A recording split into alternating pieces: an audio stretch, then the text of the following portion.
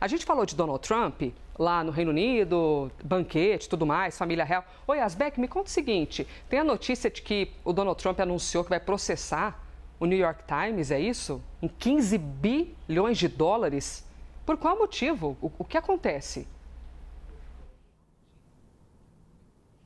Exatamente, Elisa. Bom dia a você, a todos que nos acompanham. Donald Trump alega que o New York Times cometeu calúnia e difamação e pede essa indenização bilionária de 15 bilhões de dólares, inclusive dizendo que o jornal The New York Times fez reportagens que mostram que o jornal atua como um porta-voz do Partido Democrata, também fala sobre alegações falsas sobre Trump, sua família e seus negócios. E nessa publicação em que Trump falou sobre esse processo, ele disse que tem a grande honra de entrar com uma ação de difamação e calúnia de 15 bilhões de dólares contra o The New York Times. Ele diz que o jornal teve permissão para mentir, difamar livremente por muito tempo e disse, isso acaba agora, também dizendo que o jornal declarou apoio a Kamala Harris durante a campanha presidencial de 2024 e esse processo foi aberto na Flórida. O jornal The New York Times também publicou uma reportagem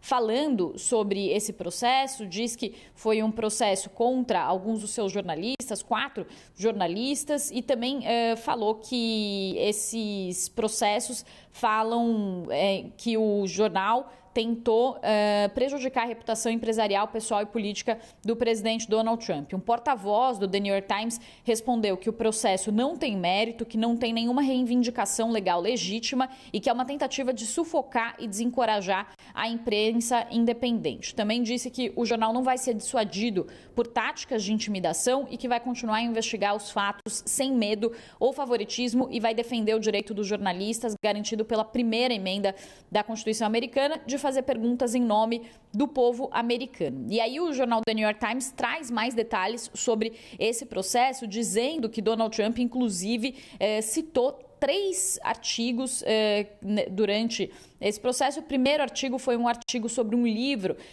com o título Perdedor de Sorte, como Donald Trump desperdiçou a fortuna de seu pai e criou a ilusão do sucesso, que é um artigo sobre como os produtores do reality show O Aprendiz ajudaram a impulsionar a ascensão de Donald Trump à presidência. Também faz referência a um outro artigo de outubro de 2024 sobre como nenhum candidato presidencial de um grande partido tinha sido acusado de irregularidades tantas vezes, e também um outro artigo também de outubro, baseado em entrevistas com um ex-general da Marinha dos Estados Unidos e um dos chefes do gabinete de Donald Trump durante seu primeiro mandato, que falou que Trump poderia governar como um ditador se fosse reeleito. Então, esses são os artigos citados e também o processo de Donald Trump questiona o fato de o The New York Times ter anunciado que um endosso para a campanha de Kamala Harris em setembro de 2024, observando que esse endosso tinha sido publicado na primeira página do jornal em um local nunca visto antes. Então foi